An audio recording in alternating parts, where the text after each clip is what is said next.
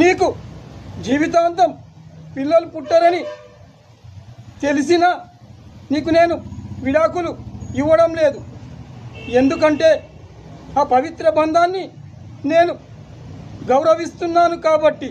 కానీ నువ్వేం చేస్తున్నావు? నేను ఆఫీసుకు వెళ్ళి వచ్చాక నాపై నీ అనుమానపు చూపులతో నా గుండెల్లో మంటలు రేపుతున్నావు. కానీ నేను అది కూడా భరిస్తూనే ఉన్నాను. కానీ ఒక్కసారి ఆ బ్రహ్మదేవుడు కనిపిస్తే అతడిపై కేసు వేయాలని ఉంది.